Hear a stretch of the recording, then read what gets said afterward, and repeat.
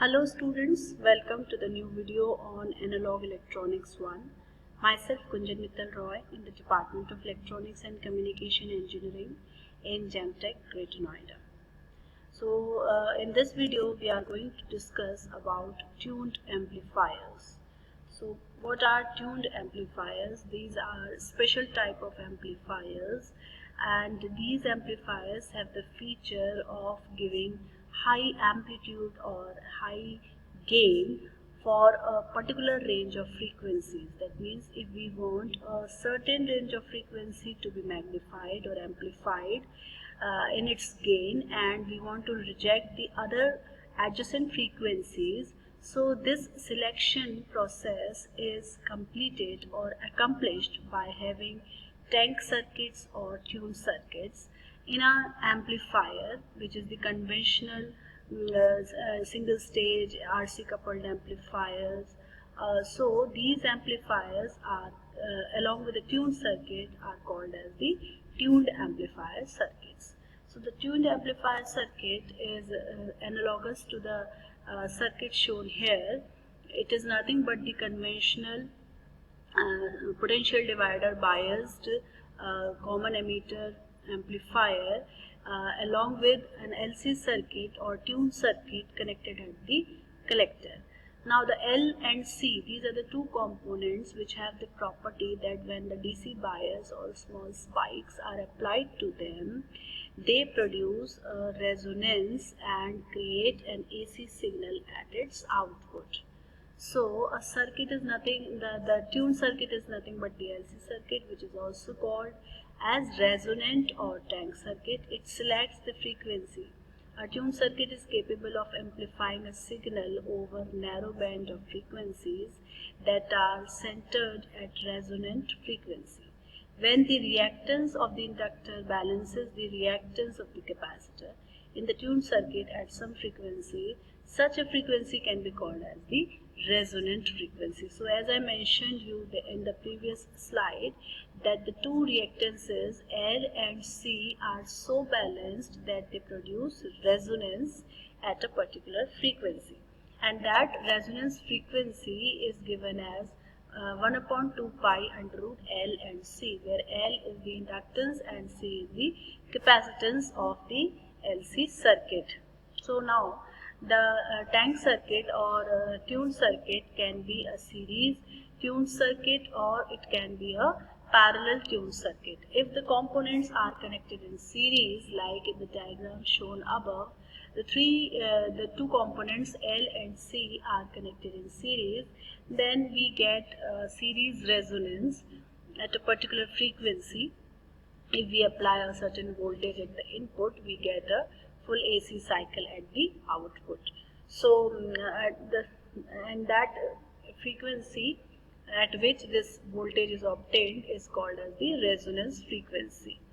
Now in case of a parallel tuned circuit, the two components L and C are connected in parallel, where the input voltage is given to that and corresponding output voltage is obtained. The difference between the series and parallel resonance is that the impedance offered in series resonance is minimum, whereas the impedance in case of parallel resonance is maximum. So that is also called as anti-resonance. Since they have opposite impedance behavior, so it is nothing but the anti-behavior of impedance, and therefore it is called as the anti-resonance. So the parallel resonance is also called as anti-resonance. A parallel resonance circuit offers increasingly low impedance to the frequencies far from the resonant frequency. So as the frequency moves away from the resonant frequency, the impedance decreases, but at resonance the impedance is maximum in case of parallel resonance, and it is minimum in case of series resonance. So the frequency at which parallel resonance occurs is called the resonant frequency, and the main characteristics are shown that the impedance and the impedance offered by LC circuit is given by voltage supply upon line current I. Now this is the resonance curve. It is taken between frequency and impedance. In case of parallel resonance, at resonant frequency the impedance is maximum, and away from the resonance frequency the impedance decreases. And the same impedance versus frequency response is just reciprocal to it in case of series resonance, in that the impedance would be minimum at resonance frequency. So this impedance at resonance is given as ZR, which is equal to L upon CR. ZR is L upon CR, while line current is V upon ZR. There is one more factor which is considered in LC circuit or tank circuits. It is called as the quality factor, and the quality factor is mainly given for the behavior of inductor, that how good it is, how much reactance it has with respect to resistance. So it is given as XL upon R, and XL is 2 pi f L upon, and resistance is R. So there are few advantages of tuned amplifiers. So the first is that the usage of reactive components like L and C minimizes power loss, which makes the tuned circuits, tuned amplifiers efficient. So as the L and C components are used, so they minimize power losses. Secondly, the selectivity and amplification of desired frequency is high by providing higher impedance at resonant frequency. So at resonant frequency, in case of parallel amplifier, the impedance is high, so that the selectivity and amplification is high.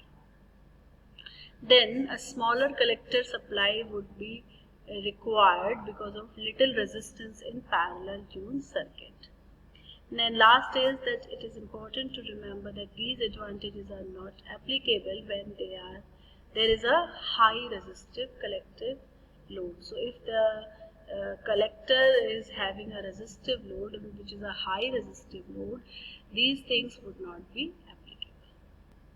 Now the frequency response of a tuned amplifier, it shows that the first of all voltage gain is beta ZC over Zn, or where Zc is the collector resistance or load resistance. Sometimes we can write it as RL, and Zn is Rin or Zn.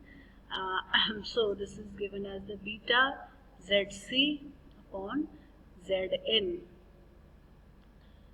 Then bandwidth. Bandwidth is the range of frequency within which the circuit works, but for a tuned circuit, the gain should drop by 70.7% of its maximum gain, or 3 dB fall should be there before and after the resonance frequencies.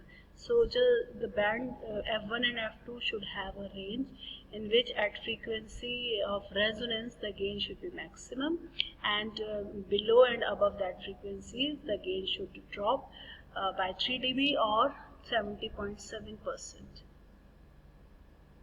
And so it is showing the same thing, that at resonance frequency the gain is maximum, denoted by AV max, and before and after that frequency, which is F1 and F2, the gain drops by 70.7%.